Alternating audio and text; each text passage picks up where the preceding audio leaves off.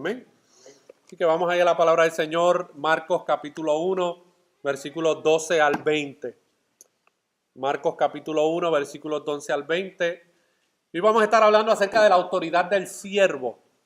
Cuando hablamos de la autoridad del siervo, estamos hablando específicamente acerca de la persona de Jesús. Quiero que leamos ahí los versículos 12 al 20 y oramos para presentar nuestras vidas para que Dios nuevamente, mis hermanos, en su misericordia sea hablando a nuestros corazones por medio de su palabra. Y dice ahí la palabra del Señor en Marcos capítulo 1, versículos 12 al 20. Y luego el Espíritu le impulsó al desierto y estuvo allí en el desierto 40 días y era tentado por Satanás y estaba con las fieras y los ángeles le servían. Después que Juan fue encarcelado, Jesús vino a Galilea predicando el evangelio del reino de Dios, diciendo: el tiempo se ha cumplido y el reino de Dios se ha acercado. Arrepentíos y creed en el evangelio. Andando junto al mar de Galilea, vio a Simón y a Andrés su hermano, que echaban la red en el mar porque eran pescadores. Y les dijo Jesús: venid en pos de mí y haré que seáis pescadores de hombres. Y dejando luego sus redes, le siguieron. Pasando de allí un poco más adelante, vio a Jacobo, hijo de Zebedeo, y a Juan su hermano, también ellos en la barca, que remendaban las redes, y luego los llamó, y dejando a su padre Zebedeo en la barca con los jornaleros, le siguieron.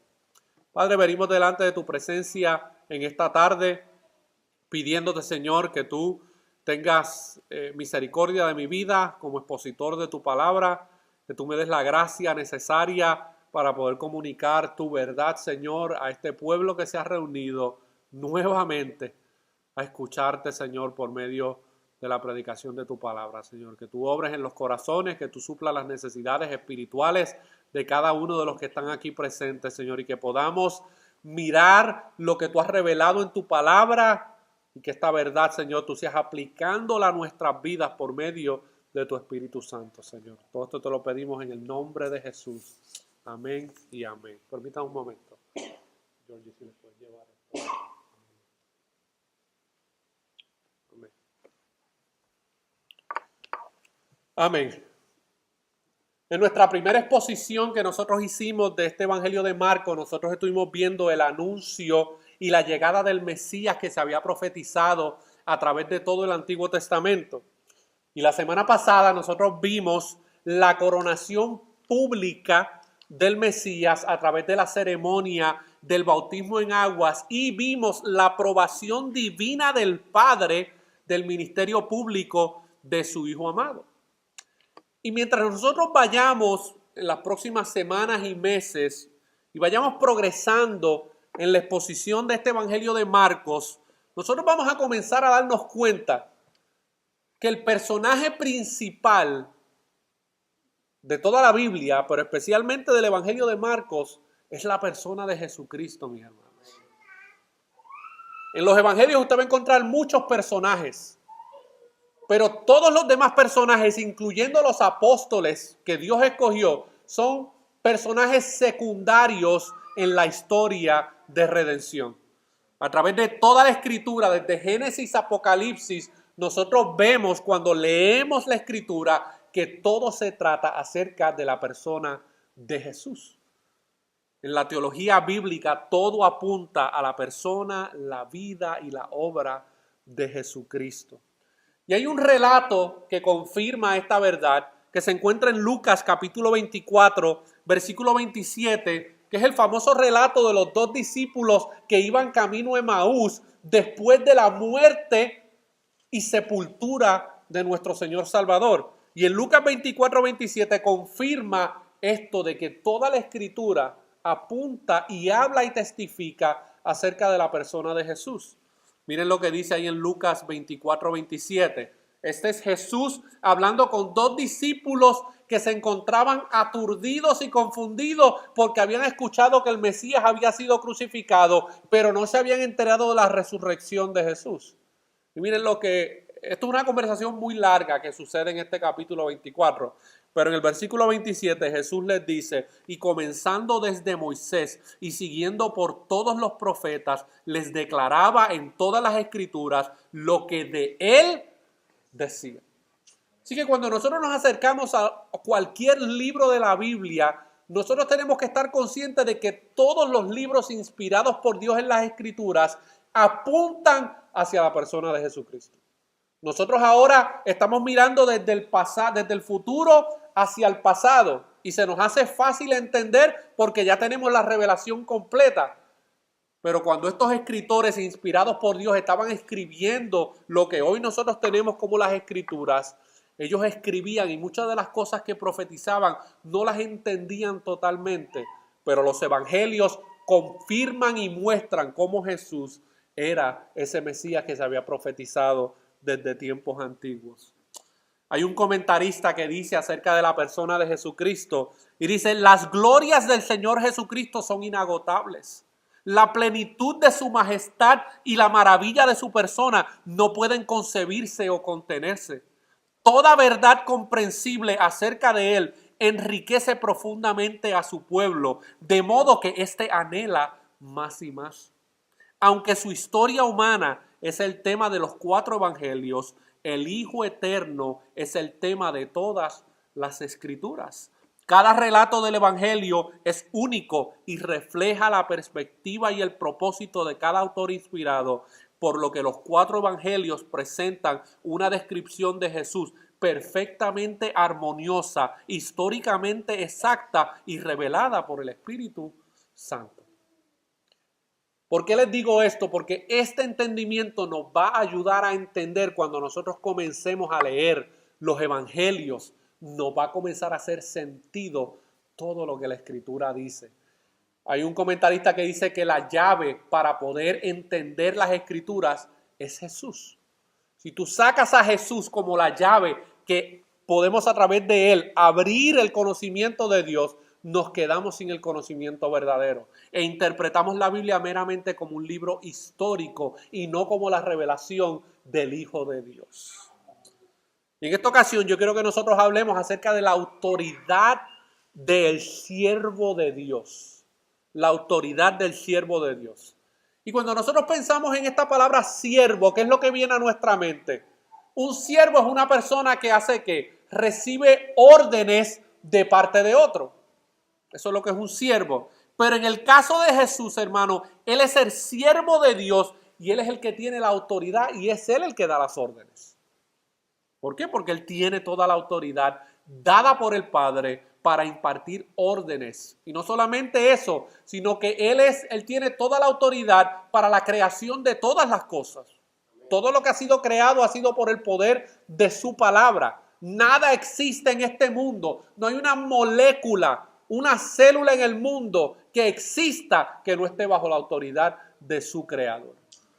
Y Marcos va a presentar en este evangelio, en este su evangelio de Marcos, cómo Jesús es presentado como un siervo que tiene toda autoridad sobre todas las cosas.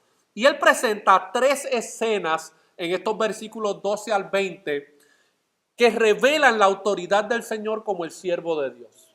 Y vamos a hablar y vamos a ver 3 aspectos que vemos en estos versículos de cómo el siervo de Dios muestra autoridad sobre todas las cosas. Vamos a ver la autoridad de Jesús sobre Satanás y la tentación. Por ahí hay una teología media extraña donde ponen al diablo, hermano, al mismo nivel de Dios. Satanás no es omnipotente, Satanás no es omnipresente, Satanás no es omnisciente. Como decía Martín Lutero, Satanás es el diablo de Dios. Satanás no escapa a la autoridad de Dios, mis hermanos. Y nosotros vamos a ver en este pasaje cómo Jesús tenía autoridad sobre Satanás y sobre la tentación. Vamos a ver la autoridad que el siervo de Dios tenía en el mensaje que proclamaba y vamos a ver la autoridad que él tiene sobre todos los hombres. Voluntaria o involuntariamente, Jesús tiene autoridad sobre todas las cosas creadas, mis hermanos. Y aunque los hombres se rebelen contra su autoridad, un día doblarán rodillas y se someterán ante su autoridad. Pero comencemos viendo la autoridad de Jesús sobre Satanás y sobre la tentación. Ahí en los versículos 12 al 13 nos revelan unos aspectos muy importantes de este relato de Marcos. Dice ahí el versículo 12 al 13, y ¿luego de qué? ¿Qué fue lo que pasó? Bueno, luego de la coronación pública que él había recibido en el bautismo de aguas, un tiempo después, algunos comentaristas dicen un periodo entre 6 meses a 1 año después, el Espíritu le impulsó al desierto y estuvo allí en el desierto 40 días y era tentado por Satanás y estaba con las fieras y los ángeles le servían. Este evangelio de Marcos no nos da un relato completo de la tentación como lo hace el evangelio de Mateo capítulo 4 versículos 1 al 11 y Lucas capítulo 4 versículos 1 al 13. Y el evangelio de Juan añade muchos otros detalles gráficos que los demás evangelios omiten. Así que cuando nosotros estudiamos estos relatos que se encuentran en los evangelios, tenemos que ir a los pasajes paralelos para que podamos ver todos los detalles que el evangelio de Marcos no necesariamente provee a la hora de hablar de estas historias. ¿Por qué? Porque como les dijimos hace 2 semanas atrás, los evangelios no pretenden ser un registro biográfico detallado de todo lo que sucedió.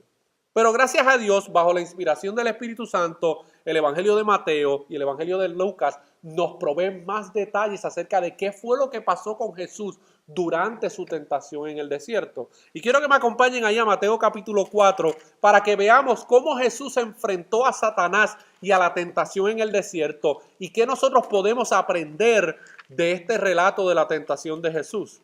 Mateo capítulo 4, versículos 1 al 11. Mateo capítulo 4, versículos 1 al 11. Aquí vamos a encontrar 3 tentaciones a las cuales Jesús fue sometido. Y estas tentaciones abarcan mucho, aunque son 3 específicas, pero tienen muchas implicaciones. Dice así la palabra del Señor en Mateo 4. Dice, entonces Jesús fue llevado por el Espíritu al desierto para ser tentado por el diablo. Y después de haber ayunado 40 días y 40 noches, tuvo hambre. Y vino a él el tentador y le dijo, si eres hijo de Dios, di que estas piedras se conviertan en pan.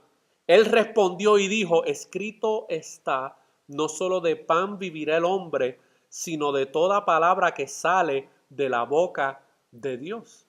Entonces el diablo le llevó a la ciudad, a la santa ciudad, y le puso sobre el pináculo del templo, y le dijo, si eres hijo de Dios, échate abajo, porque escrito está, a sus ángeles mandará acerca de ti, y en sus manos se te sostendrán, para que no tropieces con tu pie en piedra.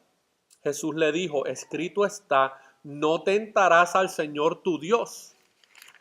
Otra vez le llevó el diablo a un monte muy alto, y le mostró todos los reinos del mundo y la gloria de ellos, y le dijo, miren la arrogancia que Satanás muestra. Versículo 9, y le dijo, todo esto te daré si postrado me adorares. Satanás es como los pecadores que se creen que el mundo es de ellos. El mundo no es de los hombres, hermanos. El mundo es de Dios. Todos nosotros, toda su creación está sujeta debajo de él. Y Satanás, obviamente como ser pecaminoso, se cree la idea de que él tiene alguna autoridad para darle algo de vuelta a Dios, en este caso a la persona de Jesús. En el versículo 10 Jesús le responde, entonces Jesús le dijo, vete Satanás, porque escrito está, al Señor tu Dios adorarás y a él solo servirás. El diablo entonces le dejó, y aquí vinieron los ángeles y le servían. ¿Qué nosotros vemos aquí en este relato de Mateo? Nosotros vemos que en cada una de las tentaciones que el diablo le presenta a Jesús, Satanás atacó principalmente a Jesús en su papel como el siervo sufriente. Ese fue el propósito principal de la tentación del diablo, de Satanás hacia Jesús. Él quería probar y poner en duda el rol y el papel de Jesús como el siervo sufriente. Y es bien interesante que veamos que el diablo no sedujo a Jesús a renunciar a su soberanía. Más bien él lo instó a ejercer su poder de una manera caprichosa y así abandonar la humillación de su encarnación como hombre. Porque cada una de estas tentaciones que vimos ahí en Mateo capítulo 4, todas ellas eran un atentado para que Jesús mostrara su poder y su sabiduría ante la petición caprichosa de Satanás. Jesús tenía el poder para hacer cada una de las cosas que Satanás le estaba presentando. En esos momentos, claro que lo tenía. Pero si él cedía ante la tentación, él estaba siendo tentado no como Dios, porque Dios no puede ser tentado. Él estaba siendo tentado como hombre. Y Satanás quería que Jesús sucumbiera ante sus peticiones. Pero ¿cuál es la respuesta que Jesús siempre le da a Satanás? Escrito está. Y si usted ve el relato, usted va a ver que Satanás citó la escritura para tentar a Jesús. Pero como todo buen falso maestro, cita la escritura fuera de su contexto completo. Es una media verdad. Lo que Satanás le estaba ofreciendo a Jesús era una media verdad, no era la verdad completa. Y Jesús tiene que corregir a Satanás y darle la verdad completa y decirle, no, escrito está, solo a tu Dios amarás y servirás. Escrito está, solo a Él adorarás. Dios no puede ser tentado. En cada caso, Satanás intentó persuadir a Cristo de que abandonara su humillación, ejerciendo su derecho divino, aparte del poder que le confería el Espíritu Santo y la voluntad del Padre. Recuérdese que como hombre Jesús hizo todo lo que hizo bajo el poder del Espíritu Santo.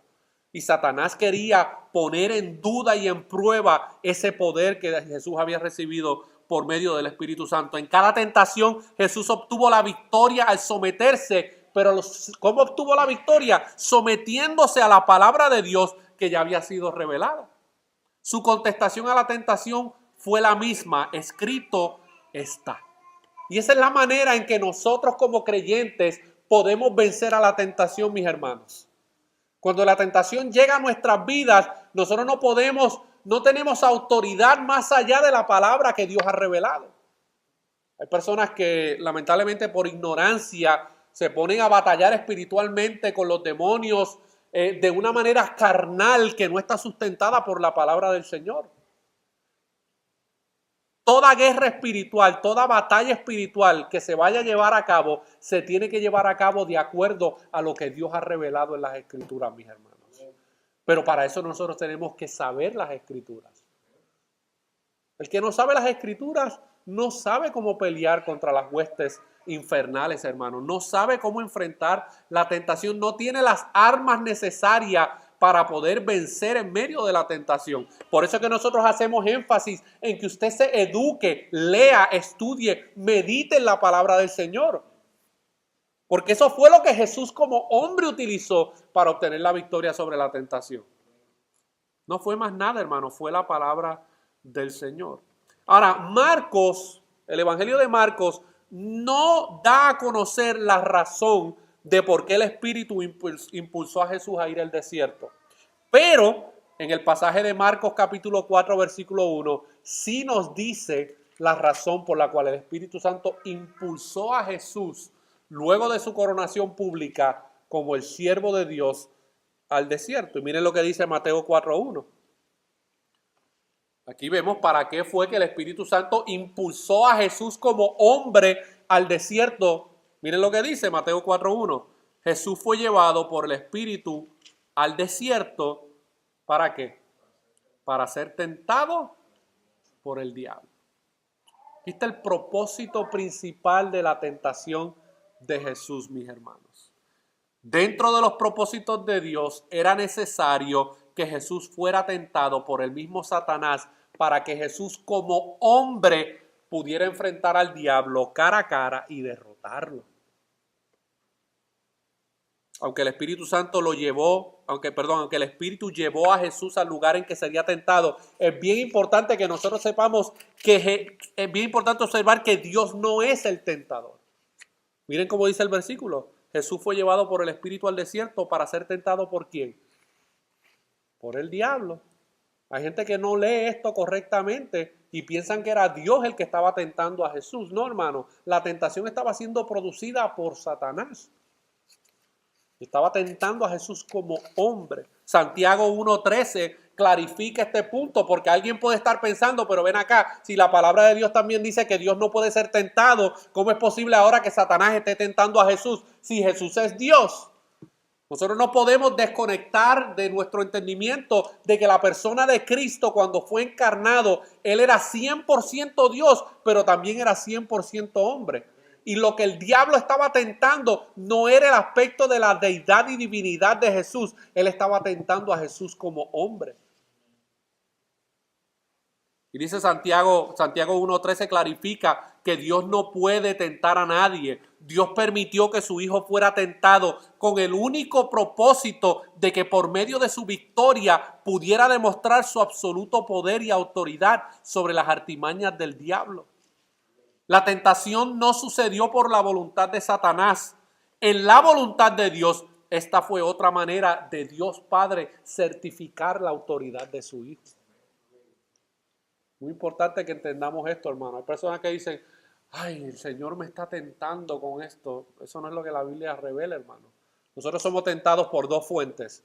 O somos tentados por Satanás o somos tentados por nuestra propia concupiscencia que está dentro de nosotros. Dios no tienta a nadie, hermanos.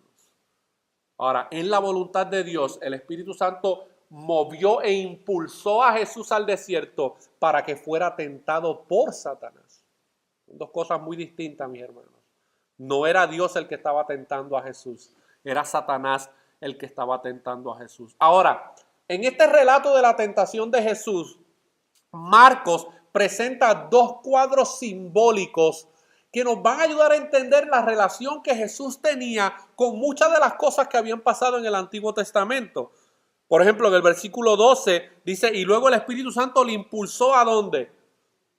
Al desierto. Y si usted lee un poco el Antiguo Testamento, usted se va a dar cuenta que muchas de las cosas que sucedieron y de las muchas veces que Dios se reveló a ciertos hombres, lo hizo ¿dónde? En el desierto. Pero también el versículo 13 dice, y estuvo allí en el desierto 40 días.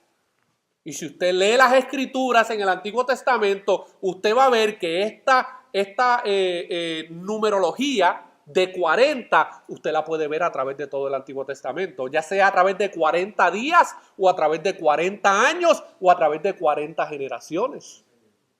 Y aunque yo no le doy el énfasis a estos números como si fueran unos números místicos, pero sí vemos algo consistente en el Antiguo Testamento, es que los tratos de Dios con su pueblo siempre estaban relacionados o con el desierto o con 40 días o 40 años.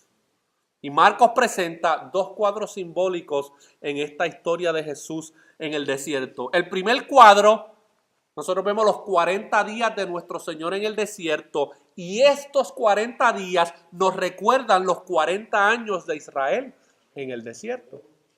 Cuando Israel fue libertado de Egipto, ¿usted sabe cuántos días se supone que le tocaba viajar para poder llegar a la tierra prometida? 40 días. Sin embargo, por causa de su pecado, de su idolatría y de su inmoralidad sexual, les tomó 40 años llegar a la tierra prometida. Y Jesús en el desierto logró lo que el pueblo de Israel no pudo lograr. El pueblo de Israel fracasó cuando fue probado, pero nuestro Señor Jesús, hermano, en esta tentación en el desierto, triunfó victoriosamente. Habiendo triunfado sobre el enemigo, Jesús ahora podía avanzar y llamar a un nuevo pueblo para entrar en una heredad espiritual con él, que eso era lo que se supone que el pueblo de Israel alcanzara. En Isaías usted ve que al pueblo de Israel se le llama el siervo también, pero es un siervo que fracasó. Como nación fracasó, individualmente fracasaron, se dieron a la idolatría y a la inmoralidad sexual. Y en el desierto recibieron el juicio por causa de su pecado. Pero ahora nosotros vemos en este relato de Marcos del desierto que Jesús obtuvo la victoria que el pueblo de Israel no obtuvo. Deuteronomio capítulo 8, versículo 2, miren cómo dice.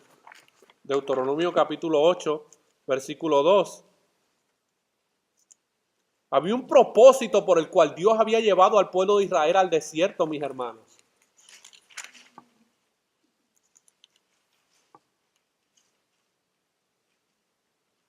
Deuteronomio capítulo 8, versículo 2.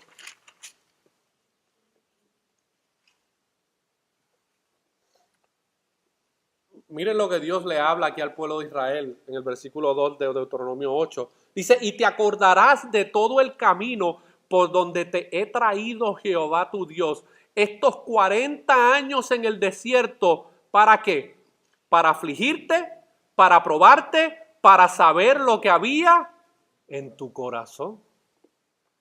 Dios llevó, hermano, impulsó al pueblo de Israel al desierto porque Dios conocía la idolatría pecaminosa que existía en sus corazones. Y Dios no iba a permitir que ese pueblo en esa condición llegara a la tierra prometida, porque ¿qué usted cree que era lo que iban a hacer cuando llegaran? Iban a seguir con sus prácticas idólatras que habían aprendido de Egipto. Y el pueblo de Israel fue conquistando la tierra prometida y fue exterminando y eliminando a todas las naciones paganas que tenían ídolos falsos, mis hermanos. Pero aún así fracasaron. Ninguna de la generación que salió del desierto en el libro de Éxodo, ninguna entró a la tierra prometida. Sin embargo, hermanos, Jesús sí obtuvo la victoria que el pueblo de Israel no pudo obtener, y Jesús sí obtuvo la victoria, y ahora por medio de esa victoria Él crea un nuevo pueblo por medio de su sacrificio y del nuevo pacto, y ese nuevo pueblo puede heredar las promesas que el pueblo de Israel desechó a causa de su pecado. Pero también hay un segundo cuadro, y es el cuadro del postrer Adán. El postrer Adán. El primer Adán fue probado ¿dónde? En un hermoso jardín. ¿Pero qué le pasó? Fracasó. Fracasó, mis hermanos. Jesús fue tentado en un peligroso desierto y ganó la victoria. Jesús logró lo que Adán no hizo, hermanos. Jesús obtuvo la victoria que Adán fracasó. Adán perdió su dominio sobre la creación debido a su pecado, pero en Cristo ese dominio ha sido restaurado para todos los que confían en Él. Miren lo que dice Romanos capítulo 5, versículo 19. Romanos capítulo 5, versículo 19.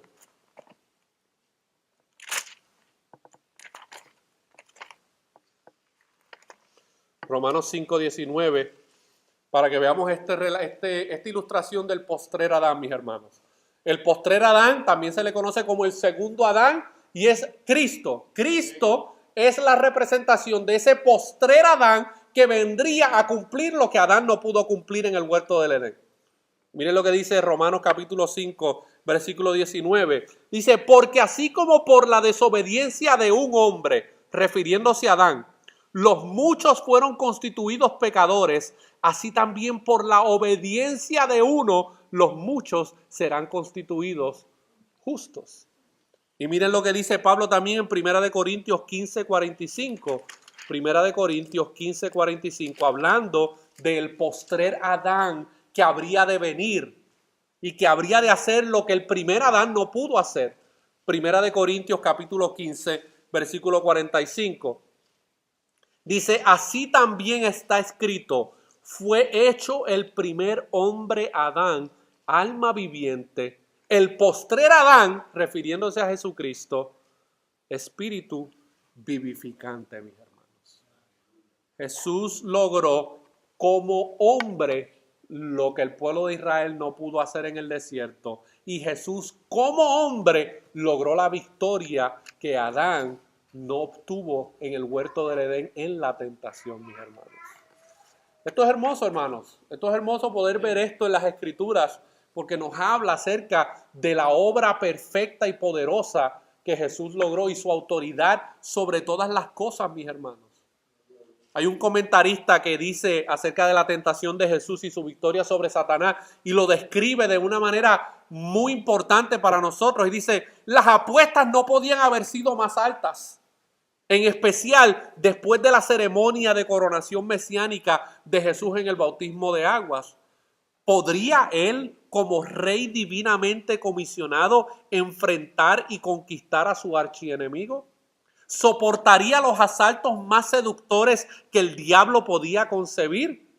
Jesús nunca habría podido establecer su reino si no hubiera sido capaz de derrotar al usurpador. Porque eso fue lo que Satanás hizo, hermano, en el huerto del Edén. Él usurpó algo que no le correspondía y llevó al hombre, lo hundió en esa misma ambición de querer, como dice el libro de Ezequiel capítulo 28, llegar a ser igual o elevarse más alto que Dios. Esa fue la caída de Satanás, hermano. El querer elevarse más alto que Dios. Un ser creado quiso ser más alto y más elevado que Dios. Era su deber real aplastar la cabeza de la serpiente, como vemos en Génesis 3:15, deshacer las obras del diablo, como vemos en Primera de Juan 3:8, y deponer al ilegítimo Dios de este siglo, como dice Pablo en Segunda de Corintios 4:4. Todo esto fue lo que Jesús hizo y alcanzó en su tentación en el desierto, mis hermanos. Jesús tiene autoridad sobre Satanás y sobre la tentación.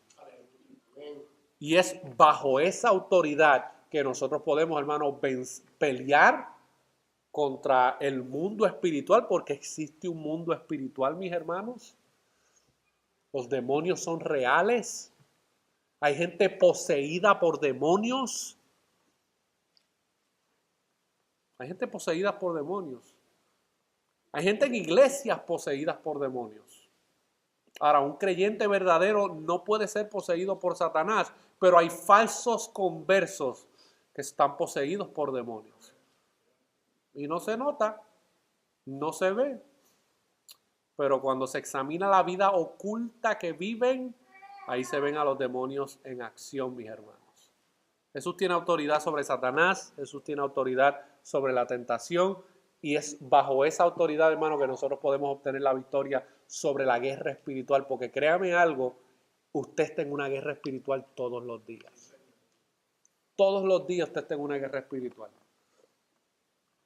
Y es posible que algunos de ustedes estén ya heridos, al borde de la muerte, espiritualmente hablando, porque están siendo atacados constantemente por Satanás y los demonios y no sabes qué hacer. Buscas otros medios para poder obtener la victoria sobre la tentación. Si te alejas de lo que Dios ha revelado en su palabra para obtener la victoria sobre la tentación, no vas a prosperar mucho. Nuestra victoria, hermano, sobre la tentación está en Cristo y en lo que Él ha revelado en su palabra. Ahora pasamos a la escena número 2.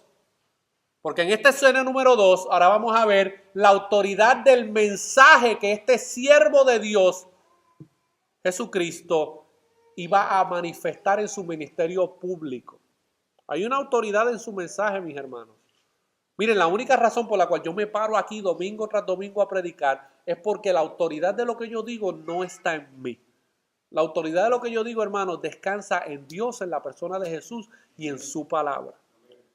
Y en esta segunda escena que Marcos nos presenta aquí en Mateo capítulo 1, versículos 14 al 15, nosotros vamos a ver cómo Jesús tenía autoridad en el mensaje que Él iba a comunicar al pueblo de Israel y al mundo. Dice el versículo 14 y 15, después que Juan fue encarcelado, esto fue un tiempo después, recuérdense que Juan bautiza a Jesús, pero automáticamente Jesús no comienza su ministerio público.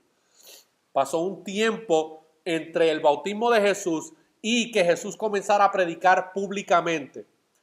Aquellos que conocen el relato saben que Juan el Bautista se metió en problemas por acusar públicamente a Herodes de adúltero y Herodes lo mete preso y luego sabemos la historia que termina cortando de la cabeza por los caprichos de una de sus, de las sobrinas de la mujer con la cual él estaba. Y dice, después que Juan fue encarcelado, vino a Galilea predicando el evangelio del reino de Dios, diciendo, el tiempo se ha cumplido y el reino de Dios se ha acercado, arrepentíos y creed en el evangelio. Es que hay varios elementos importantes que el evangelio de Marcos nos revela. Y es que luego de que Jesús fue confirmado públicamente por Dios en el bautismo y haber ganado la victoria sobre Satanás y la tentación, Marcos ahora va a pasar a describir el ministerio público de Jesucristo en su mensaje. Y mis hermanos, si hubo algún hombre alguna vez que habló la verdad divina con autoridad, ese fue Jesucristo.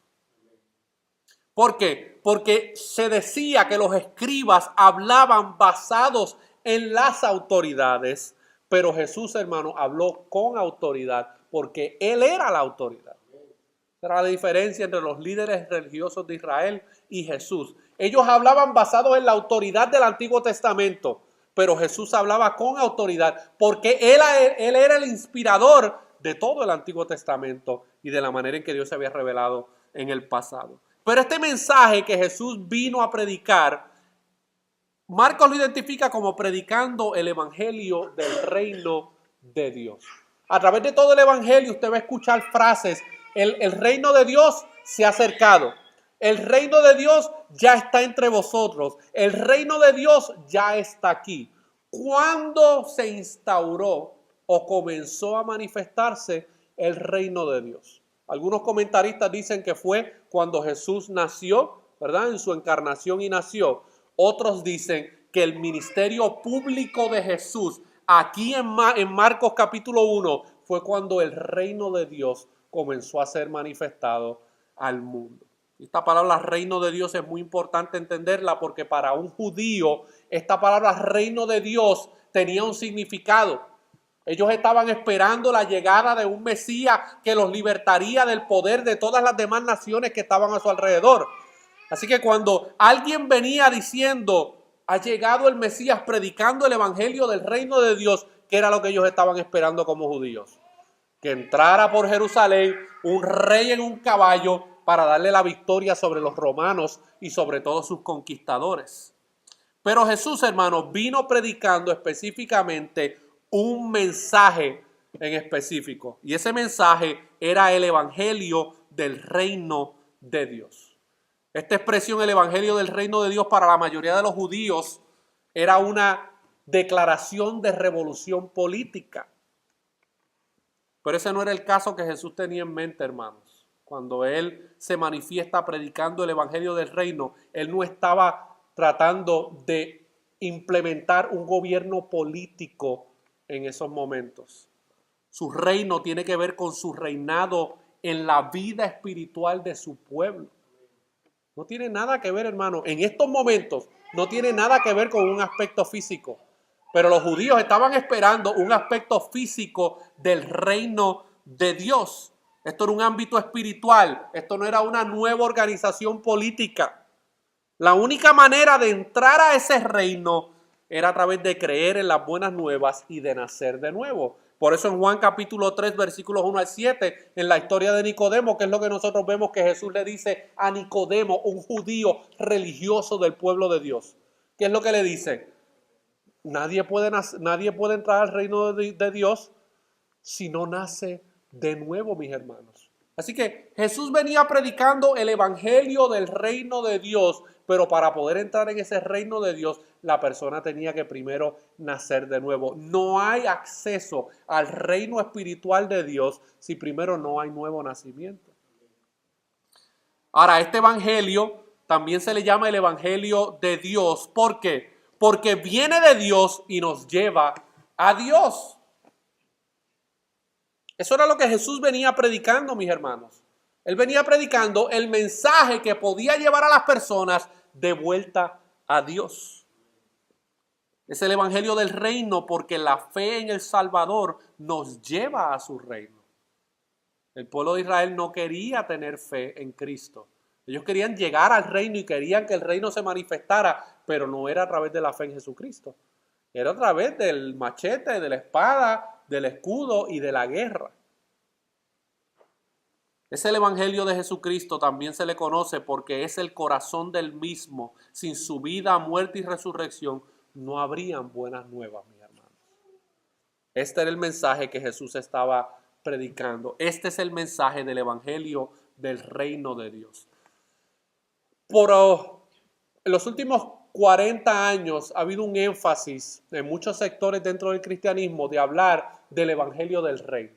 No sé si lo han escuchado por ahí. Nosotros somos gente del reino. Nosotros venimos a establecer el reino. Nosotros nos tenemos que comportar como lo que somos, reyes y sacerdotes del reino, mis hermanos. Y la gente piensa que ellos son los que van o tienen la capacidad de instalar o crear el reino de Dios, mis hermanos. No. Mire, Dios, la segunda persona de la Trinidad, en la persona de Jesucristo, tuvo que venir físicamente a esta tierra para Él mismo ser el que instaurara el reino de Dios aquí en la tierra. Ningún ser humano tiene el poder para hacer eso, hermanos. Pero este evangelio del reino, este evangelio de Dios, este evangelio de Jesucristo, hermanos, es lo único que podía realmente proveer la libertad espiritual que el pueblo de Israel necesitaba. Pero ellos no querían una libertad espiritual, ellos querían una libertad física. Pablo también le llama a este evangelio del reino, lo llama como el evangelio de la gracia de Dios. Ahí en Hechos capítulo 20, 24. No puede haber evangelio, hermanos, si no está la gracia de Dios. Es la gracia de Dios la que nos permite entrar a la salvación que el reino de Dios ofrece. Pablo también revela en Gálatas que hay un solo evangelio. Y ese evangelio está centrado en la persona de Jesucristo y lo que Él hizo en la cruz. Ese era el mensaje que Jesucristo venía predicando, hermano. Y ahí en el versículo 15 usted lee 4 subdivisiones de lo que involucra este mensaje del evangelio. Miren cómo dice el versículo 15. ¿Qué era lo que Jesús decía? El tiempo de Dios se ha cumplido.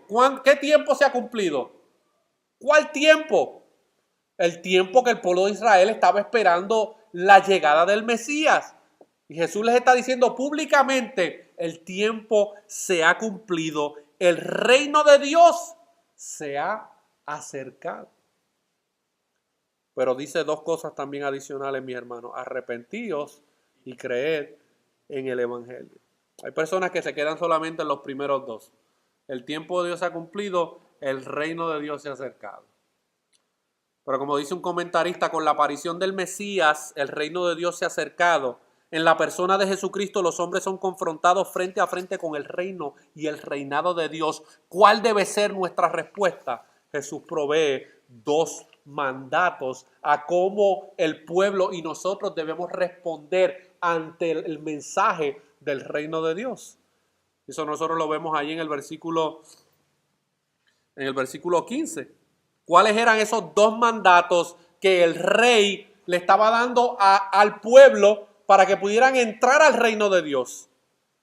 Bueno, Jesús lo dice, hermano: arrepentir y creer. Jesús predicó que las personas deben arrepentirse. ¿Y qué es arrepentirse? Esa palabra es metanoia, que significa cambiar de parecer, cambiar de pensamiento.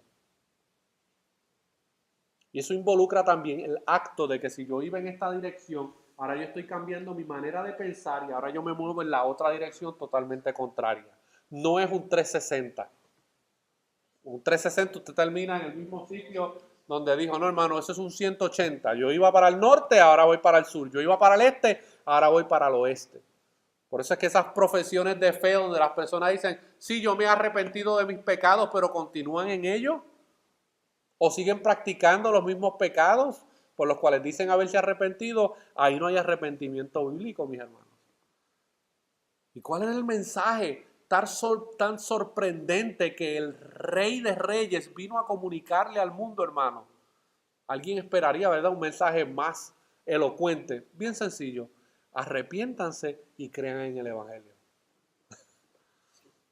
Miren qué mensaje. ¿Por qué? Porque ahí encierra todo, hermanos. Ahí encierra toda la problemática del hombre, está encerrada en esas 2 palabras. Su necesidad de arrepentirse de sus pecados y su necesidad de creer en el único que realmente puede perdonar sus pecados. Ahí está toda la problemática del ser humano en esas 2 palabras, mis hermanos. Pero no solamente Cristo les dice que se arrepientan, pero el arrepentimiento, hermanos, en sí solo no es suficiente para salvar. También debemos poner nuestra fe en Jesucristo y creer en su promesa de salvación. El arrepentimiento sin fe puede convertirse en remordimiento. ¿Qué es lo que le pasa a mucha gente cuando son confrontados con su pecado? Les da remordimiento. Ay, yo sé que no lo debía haber hecho. Pero miren, por experiencia propia, cuando nosotros y el pecador y las personas piensan de esa manera, ellos están preocupados únicamente por las consecuencias temporales y terrenales que puedan recibir de sus pecados. Ellos no están preocupados por las consecuencias eternas. Así que ellos tienen remordimiento por sus pecados, pero eso no es arrepentimiento. Ahora, ese arrepentimiento debe ir acompañado por lo que él dice, creer en el Evangelio. Es la creencia en el Evangelio lo que realmente le da salvación al ser humano, mis hermanos. Y en los versículos 16 al 20, nosotros vamos a ver cómo trabaja un reino. ¿Cómo trabaja un reino? ¿Cómo es que ahora Jesucristo llega con este mensaje poderoso y cómo Él ahora va a poder seguir manifestando su reino sobre la tierra? Todo reino físico, para que pueda prosperar y echar hacia adelante, tiene que hacer algo, hermanos. Tiene que contratar a súbditos. Un rey solo no puede propagar, hermano, y hacer crecer, ¿verdad?, su imperio. Necesita de otras personas que él mismo ha llamado y designado para que puedan seguir llevando el trabajo. Y ahí nosotros vemos la autoridad que Jesús tiene sobre los hombres y cómo él como rey, ahora con un mensaje que tiene que proclamar, el evangelio del reino, ahora él llama a hombres y a mujeres para que puedan ahora continuar con la proclamación del evangelio del reino de Dios, para que otros puedan llegar y entrar al reino de Dios por medio de arrepentirse y creer en el evangelio. En los versículos 16 al 20 vemos el llamado de estos hombres en específico que se convirtieron en los primeros discípulos de nuestro Señor. Versículos 16 al 20. Andando junto al mar de Galilea, vio a Simón y a Andrés su hermano, que echaban la red en el mar porque eran pescadores. Y les dijo Jesús, venid en pos de mí y haré que seáis pescadores de hombres. Y dejando luego sus redes le siguieron. Pasando de allí un poco más adelante, vio a Jacobo, hijo de Zebedeo, y a Juan su hermano, también ellos en la barca que remendaban las redes. Y luego los llamó, y dejando a su padre Zebedeo en la barca con los jornaleros, le siguieron, mis hermanos. Un mensaje tan poderoso como el mensaje del reino de Dios y de las buenas nuevas del evangelio de Jesucristo necesita hombres y mujeres que puedan esparcir este mensaje por todo el mundo. Y ahora Jesús va a revelar la autoridad que él tiene a la hora de llamar hombres para que ahora ellos también continúen proclamando el mensaje del reino de Dios. Y es aquí donde Marcos nos muestra la autoridad de Jesús sobre la vida de los hombres. Según el Evangelio de Juan capítulo 1, versículos 35 al 39, Jesús ya había conocido a estos hombres que él ahora los llama directamente para que vengan a él. Ya Jesús conocía a estos cuatro personajes. Ya él conocía a Simón, ya él conocía a Andrés, ya él conocía a Jacobo y él ya conocía a Juan. Ya había tenido una experiencia con ellos, pero ahora directamente e intencionalmente los llama con una función en específica, hermano. Y el versículo 17 es muy enfático, de ahí de Marcos. Miren lo que dice el versículo 17. Venid en pos de mí y haré que seáis pescadores de hombres. Esto, hermano, eso era un llamado a un discipulado único que ellos nunca habían experimentado. Nunca. En tiempos bíblicos habían lo que se conocían como las escuelas rabínicas. Las escuelas rabínicas eran como unas especies de centros de educación donde estaban, ¿verdad?, los rabinos más importantes del pueblo de Israel, los conocedores más elevados de todo el Antiguo Testamento, y ellos estaban ahí, tenían a un grupo de estudiantes y de aprendices que se sometían a sus enseñanzas. Pero hay un dato muy interesante de estas escuelas rabínicas, es que en estas escuelas rabínicas eran los discípulos, los aprendices o los estudiantes los que tenían que buscar al rabí al cual ellos querían someterse. Ellos necesitaban ser intencionales en ellos personalmente buscar la aprobación y el consentimiento de un rabí para que el rabí los tomara debajo de ellos y ellos pudieran aprender debajo de él. Pero en el caso de Jesucristo, hermano, es totalmente opuesto. Jesucristo fue el que él mismo escogió a quienes se someterían debajo de él. A diferencia de los rabinos judíos en Israel.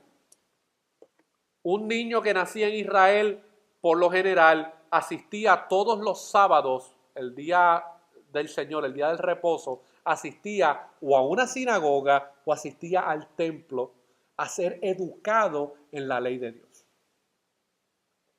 Este niño crecía con esa imagen de un rabí en su mente y para un joven judío, era de mucha estima el que él pudiera someterse bajo la enseñanza y guianza de un rabí. Sin embargo, hermano, aquí nosotros vemos que Jesús fue el que directamente fue y llamó a estos hombres. Estos hombres no fueron donde Jesús pidiéndole que si se podían someter debajo de su autoridad o de su enseñanza. Fue Jesús mismo el que los buscó. Y en una ocasión Jesús le tiene que recordar esto a sus discípulos cuando le dice, espérate, aguántense ahí, ustedes no me escogieron a mí. Yo los escogí a ustedes. Que les quede claro.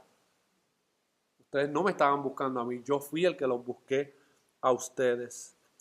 Mi hermano, Jesús llama a hombres y mujeres para que se comprometan con Él, que aprendan de Él, que se nieguen a sí mismos, que tomen su cruz cada día y les sigan. Como Mesías Rey, el Hijo de Dios, Él tiene toda la autoridad. Él llama y escoge de acuerdo a su voluntad y propósitos. Jesús podía haber entrado a Jerusalén y haber buscado a personas mucho más capaces para llevar a cabo la proclamación del Evangelio del Reino. Había gente mucho más preparada en las sinagogas para poder llevar a cabo esta función, pero ¿dónde va Jesús a buscar a quienes llevarían la propagación de su mensaje? A un lago, hermanos, al mar de Galilea. Busca unos pescadores, que era de lo peorcito que había en la industria económica de aquella época. Era de lo más bajo, de lo que aquellos así, mira, allí están esos pescadores por ahí. Ahí fue donde fue Jesús, hermano, a buscar específicamente a 4 hombres que eran los que él iba a discipular personalmente para que pudieran continuar proclamando el mensaje del Evangelio, porque un día el Mesías, hermano, moriría, resucitaría y ascendería al reino de los cielos. Cristo llama específicamente a estos hombres para que cumplan su voluntad. La autoridad de Jesús, hermano, se muestra sobre los hombres. Danny Akin dice lo siguiente, dice, no hay ningún prerequisito para seguirlo a él. Hay gente que yo los he escuchado cuando uno los evangeliza y los discipula, que dicen, no, yo estoy esperando resolver una serie de problemas en mi vida para primero seguir a Jesús. Te vas a quedar esperando, porque no se te van a arreglar los problemas. No hay ningún prerequisito para seguirlo a él. Esto es un llamado de gracia. Jesús no le dice a estos hombres que mejoren su carácter moral o su aceptación social. Jesús los encuentra donde están y simplemente los llama y les dice, vengan como están, pero vengan y vengan ahora. En el texto nosotros vemos claramente, hermano, que ellos dejaron sus redes. Ellos no hicieron una reunión. Bueno, Jesús, espérate un momento. Vamos a hacer aquí una reunión. Vamos a contemplar las posibles pérdidas que esto lleve a nuestras vidas. Porque ellos estaban trabajando, hermano, o para alguien, o en uno de los casos estaban trabajando. Aquí hay 2 hermanos que están trabajando juntamente con su papá. Pero el texto revela claramente en el versículo 20 que dice, y luego los llamó y dejando a su padre Zebedeo en la barca con los jornaleros, le siguieron. Dios llamó a estos 2 hombres, hermanos, a Jacobo y a Juan, y ellos iban a abandonar inmediatamente el trabajo que estaban haciendo, pero su padre no se iba a quedar sin trabajadores para seguir llevando a cabo el trabajo, mis hermanos. Dios sabe lo que hace en todo momento, y cuando Él llama, Él tiene todo organizado para que se pueda hacer su voluntad. De la misma manera, hermano, que estos hombres han sido llamados directamente por Dios. Dios nos ha llamado a nosotros por medio de su evangelio eficaz y de su llamado eficaz. Nosotros andábamos también ocupados en muchas gestiones en la vida de la misma manera que estos discípulos, estos hombres, antes de que se convirtieran en discípulos. Y un día, ¿qué fue lo que pasó? Jesús nos llamó, mis hermanos, directamente. Tú no lo andabas buscando, yo no lo andaba buscando, y Jesús por medio del Evangelio nos llamó y nos hizo el mismo llamado que le hizo a estos hombres. Ven y ven ahora. Cuando yo leo el Nuevo Testamento en los Evangelios, todas las personas a las cuales Jesús le dijo, ven y sígueme, ninguno de ellos mostró resistencia. Todos ellos automáticamente abandonaron todo lo que estaban haciendo y le siguieron. ¿Por qué? Porque Jesús tenía la autoridad para hacer eso. Y esa es la autoridad que Él ha mostrado también sobre nuestras vidas. Si tú estás en Cristo, es gracias a su autoridad que Él te llamó y que Él te trajo. Ninguno puede venir a mí si no le fuere dado del Padre. Es gracias a la autoridad de Jesús, hermano, sobre su creación y sobre los hombres, que nosotros ahora estamos en Cristo Jesús. El llamado a seguir a Jesús es claro e incondicional. En esencia, Él pone delante de nosotros un contrato en blanco y dice, firma en la parte de abajo y yo me encargaré de llenar el resto de los detalles. Eso es lo que Cristo le está diciendo a estos hombres. Vengan y síganme y yo los haré pescadores de hombres. Ustedes no tienen que hacer nada. Yo los voy a hacer pescadores de hombres. Yo les voy a dar a ustedes el mensaje, les voy a dar las herramientas y les voy a dar la autoridad para que ustedes vayan y hagan mi voluntad. Un contrato en blanco, hermano. ¿Usted firmaría un contrato en blanco? Usted va a comprar una casa y le da un contrato en blanco y le dicen, mira, lo único que necesitamos aquí es la firmita, no te preocupes que cuando tú te vayas, nosotros nos vamos a encargar de rellenar el resto. ¿Usted haría eso? Pues esa es la invitación que Jesús hace. Jesús llama a los hombres. Para nosotros su invitación está en blanco porque nosotros rápido queremos tener las respuestas a todo. Pero Señor, si tú me llamas, ¿qué va a pasar con esto? ¿Qué va a pasar con mis hijos? ¿Qué va a pasar con mi esposa? ¿Qué va a pasar con mi trabajo? ¿Qué va a pasar con esto? ¿Qué va a pasar con lo otro? Eso somos nosotros. Nosotros queremos que Jesús nos entregue un contrato con todos los detalles de lo que Él va a hacer. Y no es así, mis hermanos. Jesús llama a estos hombres con un contrato en blanco y le dice, vengan y síganme. Estos discípulos no sabían lo que les esperaba.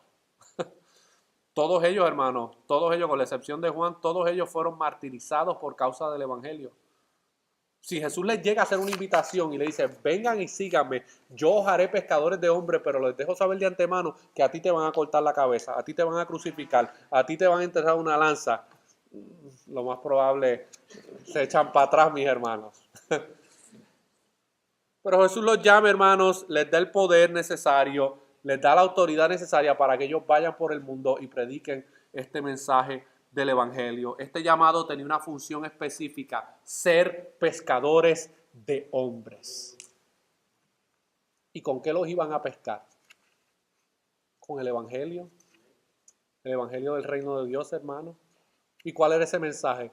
Pecador, arrepiéntete y cree en el mensaje del Evangelio. Esa era la red. Mire qué red, arrepiéntete y cree. Nosotros hubiésemos diseñado otra mejor estrategia. Pero Él diseñó, hermano, el mensaje más sencillo posible, pero más poderoso. Arrepiéntete y cree en el mensaje del Evangelio, mis hermanos.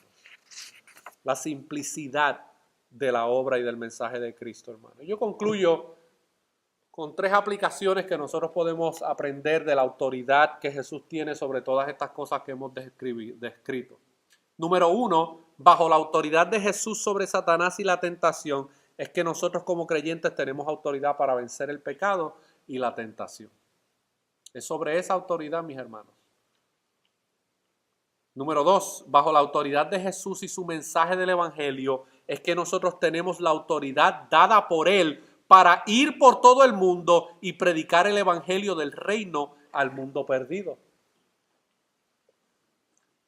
Y número 3, bajo la autoridad de Jesús y su llamamiento eficaz sobre nuestras vidas, es que ahora nosotros podemos ser sus discípulos escogidos y bajo su autoridad es que nosotros vamos yendo por el mundo, predicando el Evangelio y haciendo discípulos de todas las naciones, hermanos.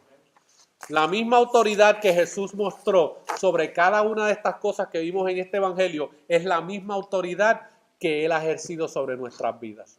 Y es bajo esa autoridad que nosotros podemos ir donde los hombres e invitarlos y hacerles un llamado Jesús te está llamando a que te arrepientas de tus pecados y creas en el Evangelio de Jesucristo, mis hermanos. El siervo de Dios tiene autoridad dada por el Padre. Y miren cómo dice Filipenses capítulo 2 acerca de esta autoridad que Jesús tiene y que le ha sido dada por el Padre. Filipenses capítulo 2. Miren lo que dice. Filipenses capítulo 2, versículo 9. En los versículos 5 al 8 habíamos hablado de lo que Cristo había hecho y cómo Él se había humillado a sí mismo. Pero miren lo que dice el versículo 9 en adelante. Dice, por lo cual Dios también, hablando de Jesucristo, le exaltó hasta lo sumo y le dio un nombre que es sobre todo nombre. ¿Para qué? Para que en el nombre de Jesús se doble toda rodilla de los que están en los cielos y en la tierra y debajo de la tierra, y toda lengua confiese que Jesucristo es el Señor, para gloria de Dios Padre, mis hermanos. Esa es la autoridad de Jesús, esa es la autoridad de nuestro Salvador, esa es la autoridad, hermanos, de Él, que nos hace un llamado a nosotros como redimidos en Él por medio del Evangelio, para que nosotros hagamos lo mismo que hicieron los discípulos, ser pescadores de hombres. A eso es que Dios te ha llamado, iglesia. Nos ha llamado a nosotros a ser pescadores de hombres. Si tú estás en el Evangelio hoy, es porque alguien te compartió el Evangelio. Alguien obedeció el llamado de Dios de ser un pescador de hombres. Alguien creyó en el Evangelio de Jesucristo y ahora comparte ese Evangelio de Jesucristo bajo esa autoridad. Y en Hechos capítulo 1, versículo 8, nosotros vemos que Jesús le dice, pero recibiréis poder cuando venga sobre vosotros el Espíritu Santo. ¿Para qué? Y me seréis testigos en Jerusalén, en Judea, en Samaria y hasta lo último de la tierra. Y en la gran comisión de Mateo 28, Jesús le dice, toda autoridad me ha sido dada. Vayan, hagan discípulos de todas naciones, bautícelos en el nombre del Padre, del Hijo y del Espíritu Santo, y yo voy a estar con ustedes hasta el fin. Esa es la promesa, hermano, que Dios nos da en esta tarde, en la cual nosotros podemos descansar en la autoridad de nuestro Salvador. Oremos. Señor, te damos gracias nuevamente por la oportunidad de poder compartir algo de tu palabra, Señor. Reconocemos tu autoridad sobre nuestras vidas, reconocemos que gracias a esa autoridad es que nosotros ahora estamos en Cristo, porque tú nos llamaste eficazmente y nos has traído a ti, Señor. Tú abriste nuestros corazones, destapaste nuestros oídos, quitaste la venda de nuestros ojos para que nosotros pudiéramos responder al llamado que tú nos hiciste de muerte a vida, Señor. Pero también nos haces un llamado bajo tu autoridad para ser pescadores de hombres y predicar el mismo mensaje que tú predicaste aquí en la tierra como hombre, invitando a los hombres y dándole un mandato a los hombres de que se arrepientan y crean en el Evangelio.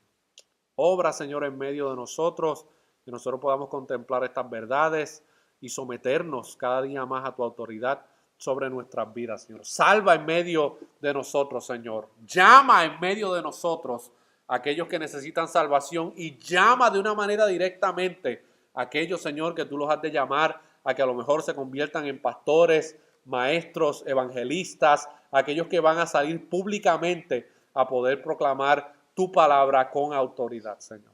Todas estas cosas te las pedimos en el nombre de Jesús. Amén.